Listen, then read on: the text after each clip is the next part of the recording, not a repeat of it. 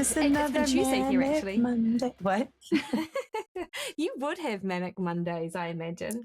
Just sort I of, do like the like I love often that my manic Monday gets to end, or with something that is less manic, and that's a conversation.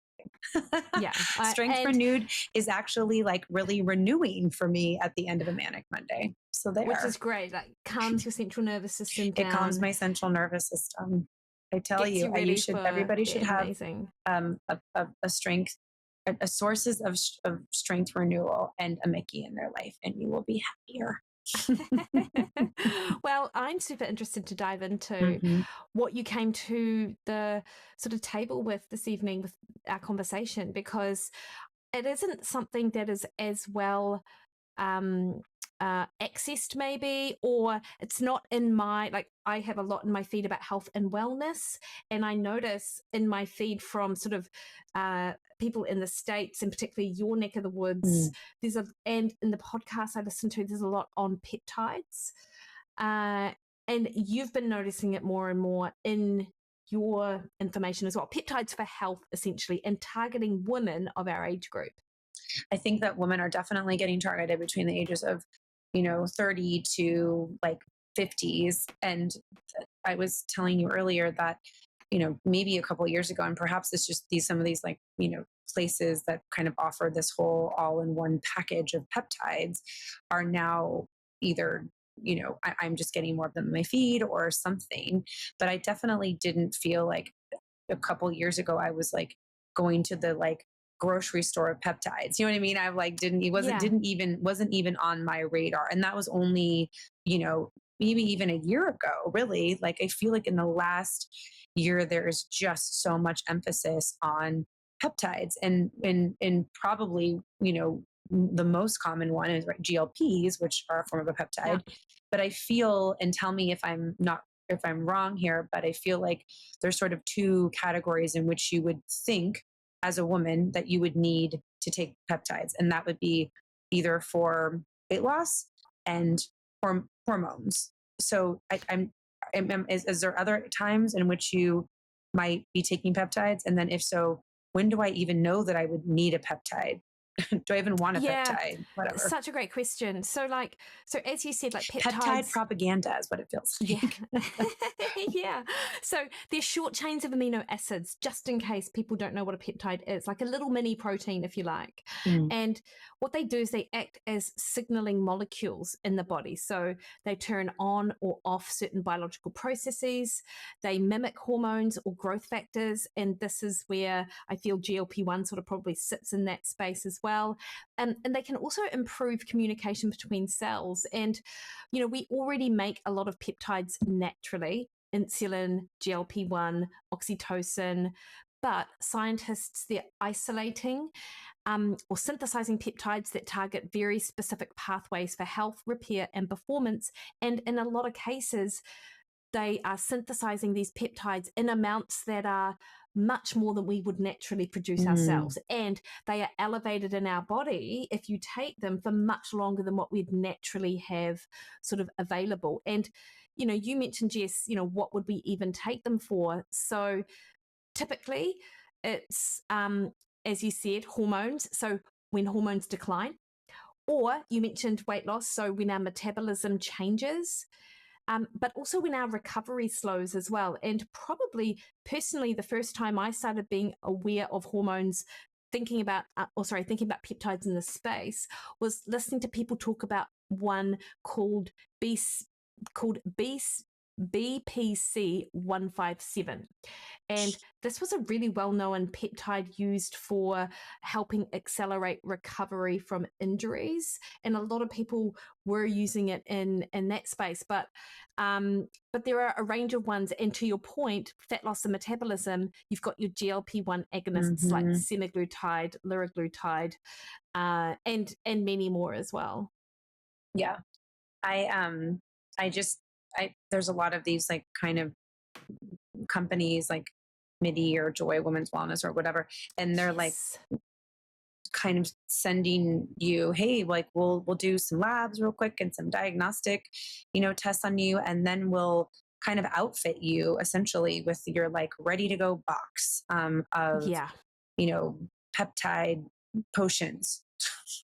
Yeah. Sorry, I'm having a little fun with this tonight, but that's kind of how it feels. And actually, in all honesty, I feel a little bit susceptible to some of this marketing myself, and so what Mickey and I are always wanting to try to do is just to like take the information and disseminate it, like Mm. kind of like open it up and look at it, and then so that you all can kind of see what's inside there too. But that's what I these kind of places, and then they do that, and then what am I supposed to do? Then I just like start taking my like peptide potions, and then I just sail off into the kind of sunset. And I just I just don't really quite understand this, what this all is. Yeah. And it's just such a great question. Like, what is the use case? I mean, we've already Mm-hmm. sort of laid it out as to why people would be interested or maybe be lured into this idea that these are a bit of a panacea.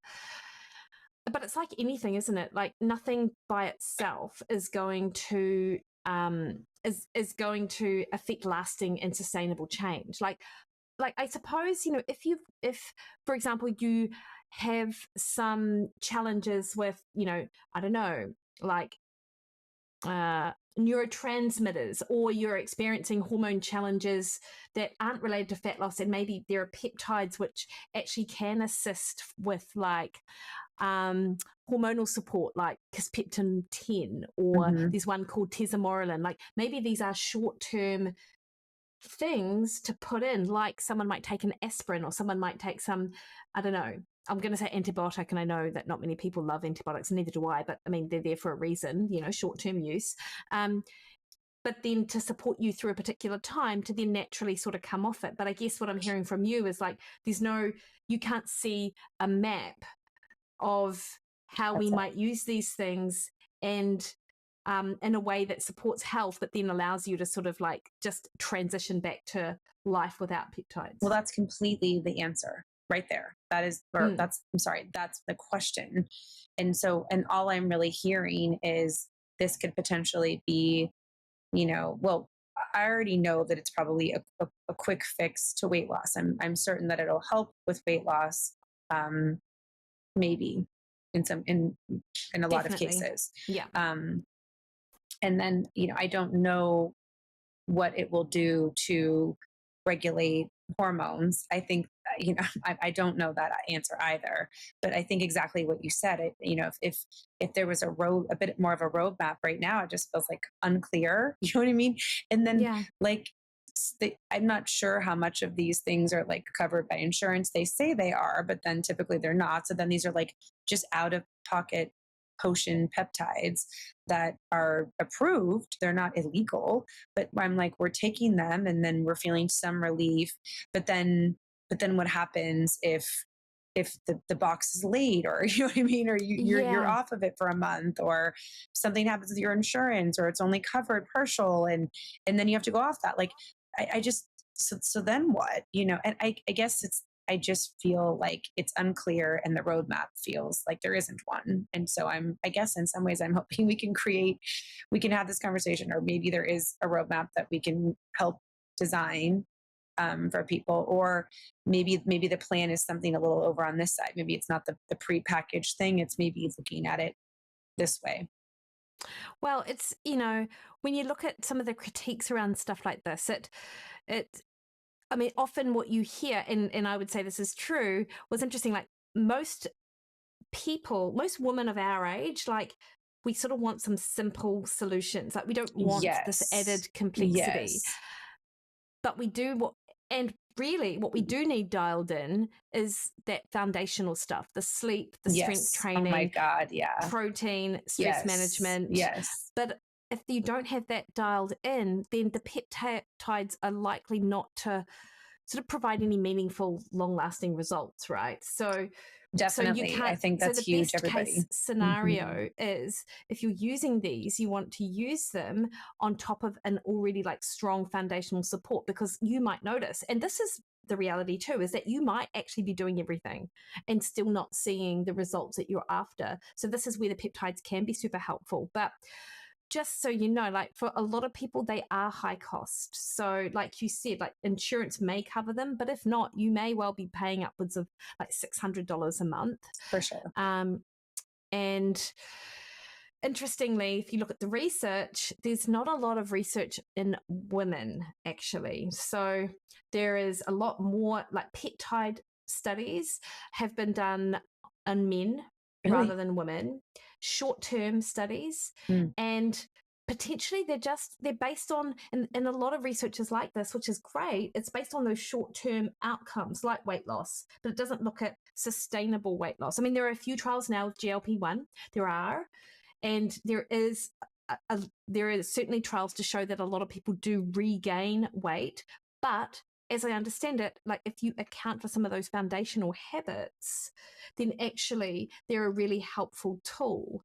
But I think it's in its infancy with regards to being studied in the realm of the perimenopausal, menopausal woman, basically. And this is probably what we really would like is, you know, people might be getting their box of peptides, but we're not sure of, you know, long-term outcomes and what that might look like. And are you just not delaying the inevitable, but, you know, is there another more meaningful way you can spend your money? Do you need to put that $600 a month to a personal trainer, or, you know, change up your diet so you're buying a higher quality type of food, or, you know, a better bed so you get better sleep? I don't know, things like that.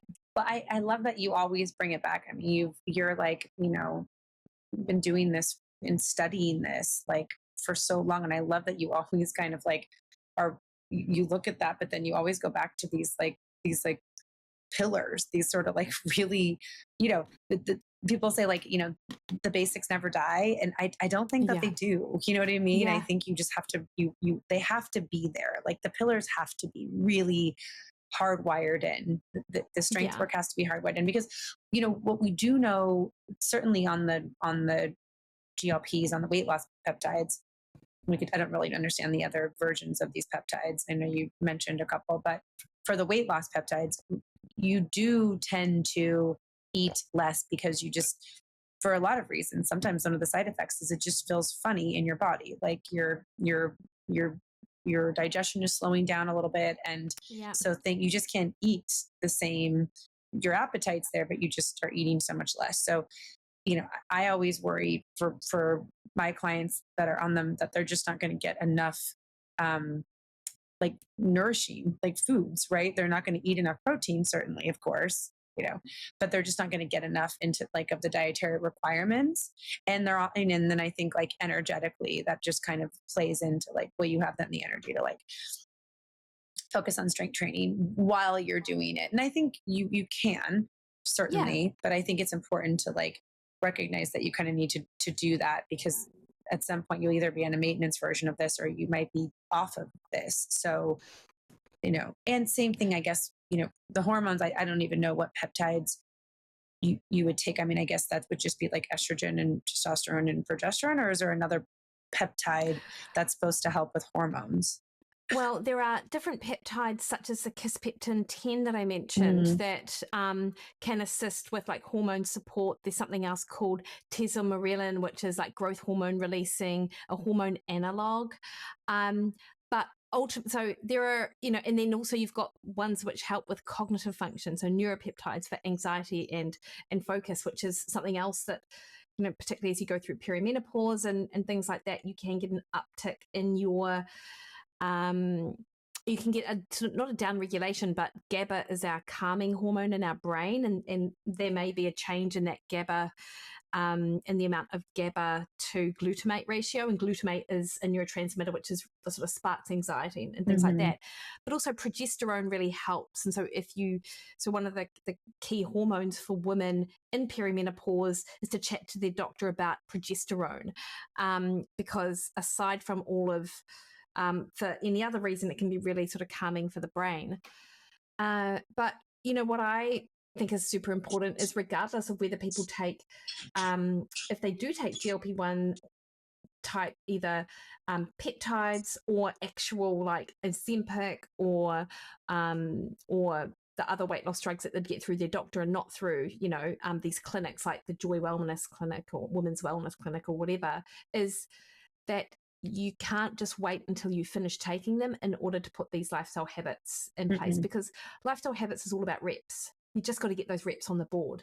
And the sooner you start getting those reps on the board with regards to figuring out ways to get in protein, even if your appetite is suppressed, or doing strength training, even if you don't want to, the more you do it, the more you change the body composition and just your brain. And I think it's super important to just like in the least complicated way. I think the reason we stress the importance of muscle on your body, and just very clinically mix, what are like why it is truly like life-saving for you to have muscle. Like this is way more than an aesthetics. And when we're talking about like you potentially lose muscle on when you're on certain weight loss peptides, it's a fact for just the two reasons that we just said. But it is so critical to have muscle. It is so life-saving. If you were to say like, the major reasons why, what would they be?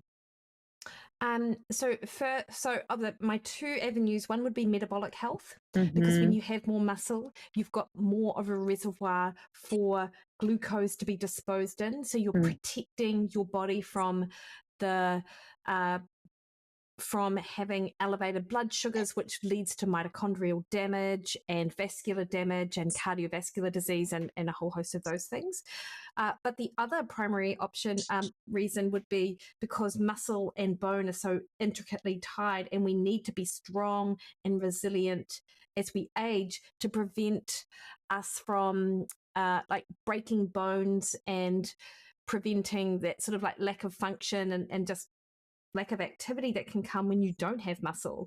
And when you don't have muscle, as you age, you run the risk of increasing fall, the likelihood of a fall, and you're just going to further exacerbate that. So I think it's down to metabolic health and just ensuring you're functional and you can remain as independent and resilient as possible.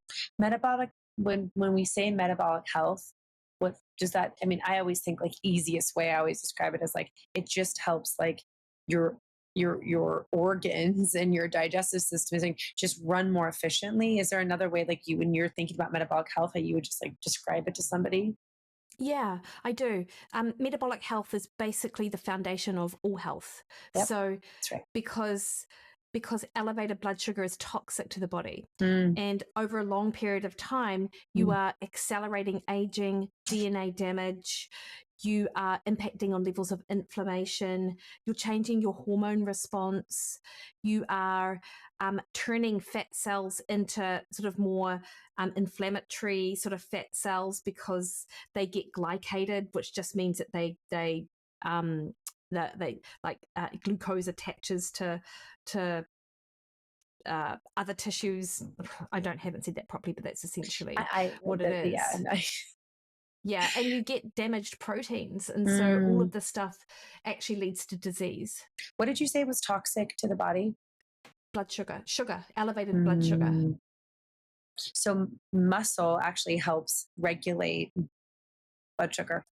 Yeah, because muscle is a reservoir. That's where we store carbohydrate and glucose. Sure. And so if you have a low muscle mass, regardless of your size, be it if you carry excess body weight or not, there's nowhere for that glucose to go. So it just stays in your bloodstream. And then that impacts on how your body is able to use energy. It impacts on how your brain functions. It just impacts on so much. I always love to like it was so clear to me when you're describing it, but it's literally like it is like the little shock, the system that the muscle is the system that just kind of regulates the blood sugar. Like it's almost like you know what I mean? Like the stop and the start, like no, only this can come in and that can go out. And that's so critical because otherwise like the floodgates would just be open and then you'd get like an absolute excess of, toxic, blood sugar, which is terrible for the body. It's the same thing. Like I understand the concept. I always describe like, the muscle protects the bone. It's like a jacket when it's cold outside. Yeah. 100%. And I think that the more that people think about muscle mass as it relates to metabolic health, yes, just the more they might be able to understand if they're sort of struggling to really understand why it's important to not delay building muscle and trying to keep muscle. It's like, it's just so important for overall metabolic health. It's much more than just physique and what you lift in the gym. It's so much more than that. And I mean, you and I will forever be reiterating that and stressing it, because I do think that people think about it and still the first thing they think about is aesthetics. You know what I mean? Like, great, Yeah. so I have some more definition. That's awesome. What do you do? But actually, I really don't think they understand that. And in fact, it was just nice for me to even hear it again tonight. Like, like blood sugar can be toxic in the body, toxic, like literally it will kill you. So the muscle helps to regulate that. That is a really important point, if nothing else. And then that's also going to like affect weight gain too, friends. So, think of it as like, it really is sort of that part of your body that helps with regulation, and protection. So it's like, on one hand, it's a regulator, and on the other hand, it's a protector. 100%. So there's nice that. one, Jess. And we'll continue on with these kind of peptide potion discussions, but I think we'll continue to kind of like unpack them, because I still think people are going to want to go to them. It seems really cute. They'll get like a delivery box of all of these things, but I still think it's important to work on one thing at a time. I think getting a box like, of too many things at one time won't allow you to understand what's actually happening in your body. Like, I really think you have to look at each thing. You have to look at why you're weight loss resistant. You have to look at why potentially what your side effects are, that you might need an adjustment of testosterone or estrogen or progesterone. I'm just saying. So maybe we pull out one at a time versus just getting this sort of package delivery that might not, it might be a little overwhelming for me and maybe for you too. Not you, but hopefully, you. Hopefully, the because I know it's coming up a lot in your feed, but I don't doubt that these clinics are super helpful for the right people, and this is the thing. So this isn't for sure. Yeah. And so those types of clinics will have functional doctors and nutritionists and naturopaths, or whoever it is, chiropractors, whoever is sort of delivering the protocols will be super sensible. So, and I think just that it's just understanding, I guess, the use case for it. When is it appropriate, and when is it, potentially, is this, it's not the first thing you go to when you potentially have challenges, or maybe it is, like maybe for some people getting these peptides are going to help balance things out, so they're then able to address these other foundational pillars. So there's no way to sort of look at it. But if you're just after a quick fix, knowing that you haven't done the work, then do the work first and spend your money that way before going there. I would probably agree with that too. I think sometimes you kind of have to put the pillars in place. That's your foundation, and then kind of add to it. And I don't know, clearly I'm brought this conversation up because there must be some reason that they exist, and I'm sure there's people that benefit from them, and who knows, I mean, maybe I would be a person who benefit from, I don't know, but like the bottom line is that I really like to understand what I'm putting in my body before I put it in. So I like as much information I want as much intake and intel on my body, in my body. And I also definitely want to make sure that those pillars are so rooted. I mean, people always assume that just because you and I are in the business that we're in, that somehow our pillars are just so perfect, and they're not. You know what I mean? We're always adjusting sleep and adjusting protein and adjusting our nutritional balance and adjusting our strength work to where we are and what we need. But I think it's important for you guys to just put the pillars in place first, and then we will continue to unpack the peptide story, because I think there's a lot to tell. I don't think it's just it's not a quick book. I think I think the book is long, and we're still writing the story of it. So we will continue this conversation. So Jess, what are you grateful for this evening? I'm very grateful for my Mondays that get to culminate with our discussions. I am truly happy always for you. I'm very grateful for the discussions that we have, because do think that they help. I really think that they help. My goal is to help and service women, and I want to have a place where we can kind of talk about this and give people the information that they actually need. And there's, not the information, not more than they need, but just what they need so they can use it. And I'm grateful. I'm great. We had really exceptional weather. It's been very, very rainy and kind of just wintry, gloomy. And it was like 79 out today. So I was feeling all of that vitamin D-ness in my body, and just made me feel better. So I'm grateful for that. How about you? I love that. Do you know, I was chatting to my friend Nikki this morning, and we were talking about how, for whatever reason, sometimes when you get into that scarcity mindset, it might be food, it might be money or whatever, you do the exact opposite of what you should do. So we were laughing at ourselves because both of us felt like we were in povo, i.e. poverty. And so we went and spent money, and we're like, Love crazy. it. So I was grateful to have that shared experience with that I'm not that I was like thinking, oh God, this is terrible behavior. But then to know that this is just a normal sort of reaction with the people around me, I'm like, oh cool, I'm not the only one. You know what? That's like a neuroscience hack, they call it. Yeah. when you get into that swirl, when you get into that, abundant, scarce mindset, even the gratitude practice has always been like, people are like, well, why do you do it all the time? I'm like, very simply, this is not a Pollyanna, like the world is so perfect in rainbows. This is literally to me, the fastest way to change the energetics of what's going on in my body. Like, whoop, it just changes that. And what you just did when you went into that kind of like scarce feeling, whatever is scarce for you, you kind of dove in and went the other side. You're like, well, I'm going to go turn left and just dive right in and buy a few things and just kind I'm going to buy those yellow G-Star pants. What'd you buy? What was the thing you spent your money on? A pair of yellow denim G-Star trousers. They're awesome. Can't wait for them to arrive. Can't wait. But not as cute as our matching outfits for our podcast. Never as cute. No. Well, I can't wait to see them. Will you please post something with your yellow jeans on? I will. Oh God, all right, Jess. Bye, have everybody. a great evening.